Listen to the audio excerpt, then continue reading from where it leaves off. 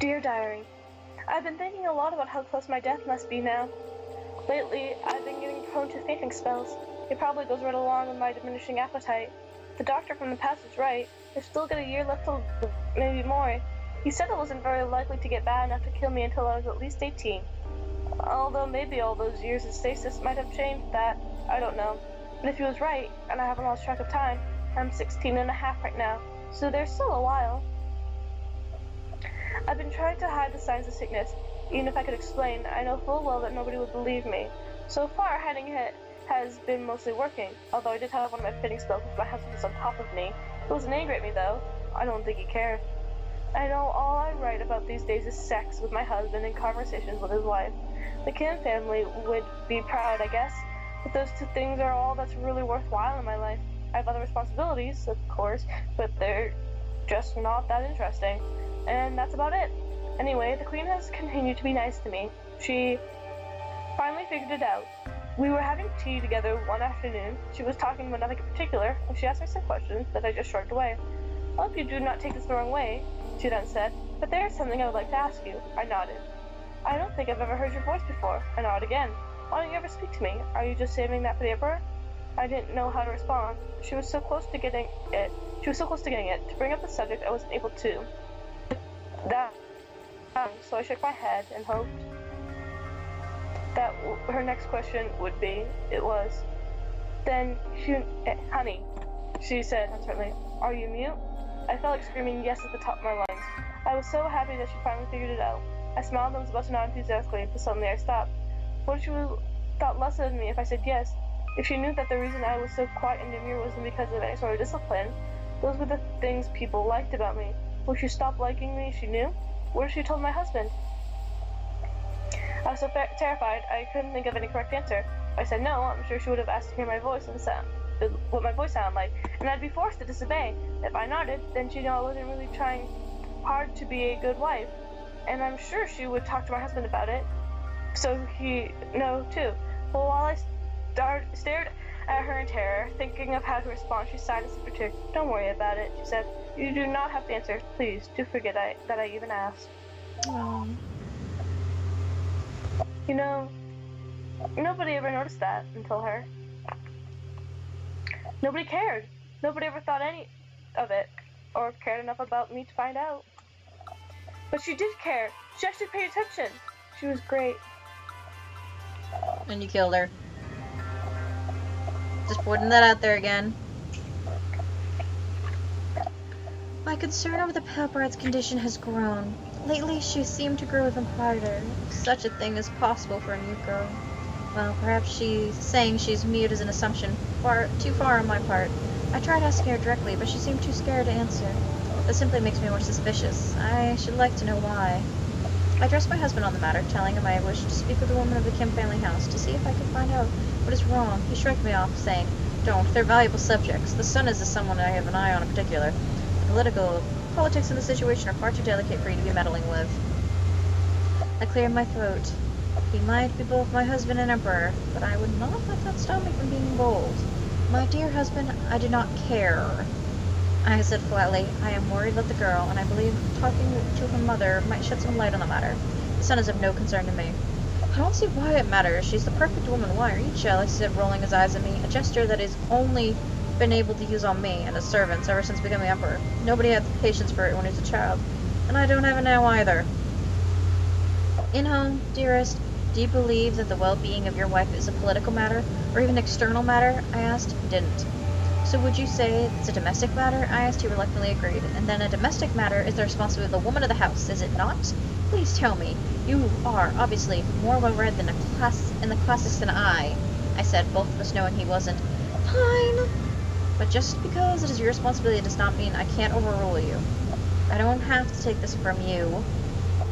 You do know my concerns are valid, though, I replied.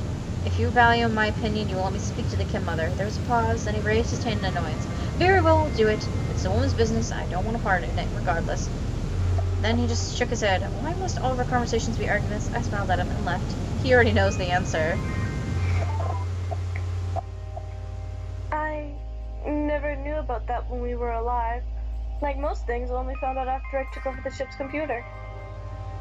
It just amazes me even more. Look at her. She's a woman who actually stood up to a man and won. She wasn't clumsy like I was. She knew how to work it from her position. Isn't that so amazing? She's wonderful.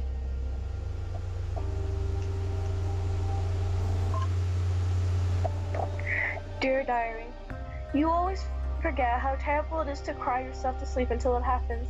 It's just the ultimate feeling of helplessness. But what's new there, right? I just miss her. Even if she scared me, I miss her so damn much. Jake Law was the only one who was sympathetic to me. Why did she have to die? Is that my fate? Anything that makes whatever short life I have left bearable must go? Fate just hates me, I've decided. I don't know what killed her. I overheard one of the servants saying that the doctor claimed it was too much worry, causing an excess of wood in the spleen, which she claimed to be common in oversensitive women. I was baffled by the absurdity of at the time. I still am now. My only friend is dead, and her diagnosis is absolutely insane. What do you even say to something like that? Well, I guess it's not like I need to worry about knowing what to say. But in light of that, it doesn't surprise me that nobody ever believed I was sick. But with medicine that's stupid, why would they? All it does is reinforce how hopeless everything is. I just constantly wonder, why did my father, or my own doctor, think that people would be smarter in the future? That medicine would be better? My servant has been helping me get through all the funeral stuff. Well, I mean, she's been guiding me through the rites, practically doing them for me, really. I'm so weak and so stunned. I don't even know how I've been getting out of bed. I couldn't describe any of the ceremony. It's all a blur. There's been lots of black dress, I suppose. That's my only impression. And crying. Lots of crying. For me. So she didn't kill her. Aww. Look, please, do you trust me? I'll try. Please understand my position at the time. My world was so small, and I just lost my only friend. And then I'll give you my last 2 diary entries. They have the whole story. Just, please don't judge me while you read them. Please!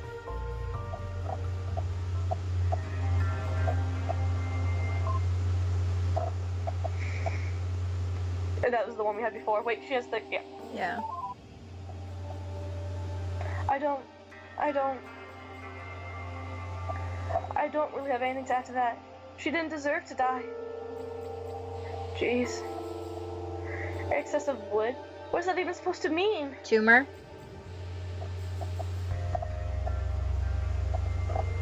Did they expect wood to naturally grow in the body? I'm sorry. Serious face. Dear Diary, this sounds so pathetic to say. I've tried rewriting this a million times just to make it sound less pathetic for me, and I simply cannot. There were 2 things that made life worthwhile. 2 things that made this last year before I died bearable. The first was Jouet Hua's company, being the one person that was friendly to me. I lived with my husband. For the past few months, that's what I've been saving all my energy for. That brief, precious hour every few nights where I feel fulfilled. If only in the most literal sense. It's the most lovely feeling, and now I'll never feel it again. The 2 things making my last year of life worth living, gone forever. The past few nights I've been trying to get the Emperor's attention in that way, pleading silently for his affections, with no luck. And the 4th was the 5th day he finally took me aside and said, painful annoyance in his voice, "Enough! Stop that! It is completely inappropriate. You're supposed to be in mourning. Show some damn chastity, or do you have no respect for my wife and your queen at all?" he snapped. When I looked confused, he just lectured me. When I cried, he sighed, held me tightly, then left the room. I haven't spoken to him since, but later that day, my servant came from my room with good news. I was to go visit my family for a couple months, while the house is in mourning for Jake Hua. I couldn't argue, of course, even if I was able. So just like that, I was sent back to hell. I was dressed in the usual veil, so nobody could see my face, as I was escorted back to the king house in the middle of the night.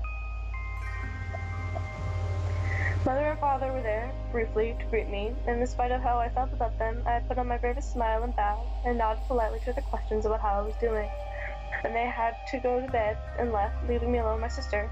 Young Seok was nowhere to be seen. "Hi," she said. "I never thought you'd end up visiting us again so soon." I shrugged. "Well, let's have some tea. It's just us still around," she said. I nodded. It seemed like a good enough idea. There was a pause. Well, go make it, she snapped, removing any doubt that she might treat me with any sort of friendliness. Of course I made the tea. I don't disobey her anymore. Thanks, she said. So, Young's listening to official business at the moment, but you should avoid him. He's still angry at you because father-in-law finds you more important to the family than his own son. Can you blame him? I had no idea what she was talking about, and she just continued. So you really shouldn't talk to him. Oh, I guess you can't even do that, can you? Well, you know what I mean. Yes, I knew exactly what she meant. Did they make it so she can't talk? I don't know. I'm surprised you're back so soon, though, especially now that you don't have to share your husband. Does that mean you're the primary wife now? I didn't know. Does that make you queen? Oh, what great fortune you have. Father-in-law must be so proud of you. I stared at her, wishing nothing more than to be able to kill her through sheer force of rage. How could she possibly say something so awful? My only friend was dead, and here she was, taunting me. But I couldn't hate her to death, no matter how much I tried. So instead, I tried holding back angry tears to hide my weakness. I couldn't do that either. Oh. Just, please, keep reading. Okay. Dear Diary, I was far too feverish to do any real cooking, so my servant was doing all the work for me that night. When Father came in, I think she was drunk, or maybe just tired, or stupid. You know, child, he said to me, you grew up to be a wonderful daughter. I was shocked to hear him say that, and then waved my servant out of the kitchen. I'd never heard even the slightest indication of that before. For the briefest moment, it even made me feel happy to hear that. That surprised me, that I actually felt that way. As a kid, I never would have wanted his approval. So why now? He continued to make me wonder when he asked, do you remember what you were like as a child? I nodded, but I wasn't certain I did. You were so temperamental. You argued all the time. You didn't want to get married when the time came. You just didn't ever know your place, you know? That's right, I didn't. That was back when I thought there was a point to being defiant. Why was that, I wondered? That's the part that amazes me now. I tried to think of a reason why I might want to be defiant, why I valued independence, and at first I couldn't even think of anything. I'd forgotten. I had forgotten entirely. Don't tell young Sure, but it really scared me. You were always the family's best hope for prosperity, but that attitude of yours, I thought I'd never manage to disavow you of those crazy, uncivilized ideas of yours, he said, while I tried to think of what they were. There were times I thought it was a mistake to have hatched you, that you came through. You really did. I know it must have been painful, but I'm proud of you. Then he patted me on the head. You turned out to be a good girl. That's all I want to say. It was hard raising you to be a proper woman, but you turned out to be perfect. Thank you, he said. I stared, speechless, and I tried to remember, what crazy and civilized ideas was he talking about? Thinking back to those days, or back to before I was frozen, I tried to remember. I had dreams of what adulthood could be, but they were so unimaginably different from what the reality turned out to be that they seemed impossible. Completely impossible. Nothing more than childhood fantasies with a shred of realism to them. I tried to think of what they were, to imagine them. In those dreams, I was strong, independent. I wasn't just a wife in those dreams. I had a job, working as the ship's engineer, following in the footsteps of my father, my real father. I wasn't married in those dreams. I was happy to just go on dates with boys my age in the ship's plaza and fall in love before making any commitments. I dreamed of being free. About it, the more I was certain. That's what those dreams were about. That's what I'd wanted. But father, Jung-soo, had made sure to disavow me of those notions. I learned to stop arguing, stop dreaming of those things. In other words, I learned how to be a proper woman, and he was proud of that, proud of destroying my dreams, and now I would die under the house of that man, silenced, broken, hopeless, and unloved.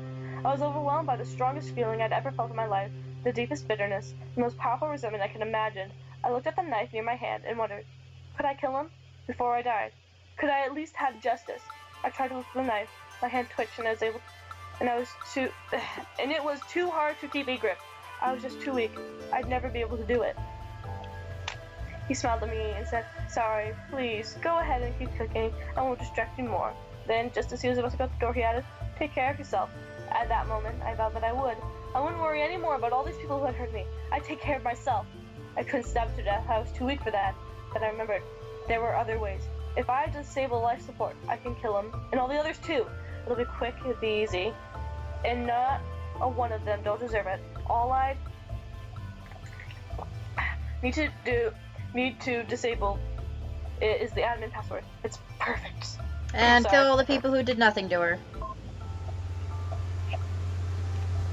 Well, so there you are then. There we are. Now you know. It's true. I did do what you said I did. I'm not going to lie. I really wish you'd never met her. I wish you'd never said anything to you. I just thought it was so nice the way things were with us before. Things started out so well. I got to meet Cherry for the first time in my life since I was a child. Talking about actual romantic things together. Having fun with cosplay. And just, you know, having someone there to talk to. Someone who wasn't interested in shutting me up. But now, well, please, you've read my diary. You have to know it's not, I didn't, you have to understand, right? Even if you think what I did was wrong. Look, I've never really been dishonest with you. Fine, I lied about being an AI, but I told you the truth. I could have deceived you, but I didn't. Please, you trust me, right? I never really lied to you. Not seriously. You don't have to think what I did was acceptable, but please, tell me you trust me. Honey baby, I trust you. That's in the past. I can't change that. You do? Seriously. Great timing. You do? Really? Oh, my word. I mean, of course. I'm so sorry. I should have faith in you.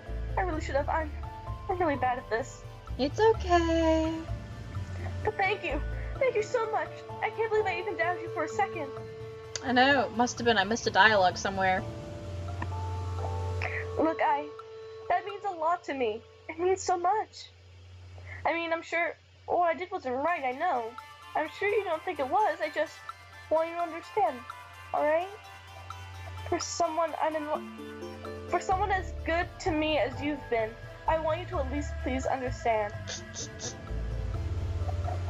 You don't have to forgive me, just hear me out. Of course, I won't understand. Thank you. Thank you so much.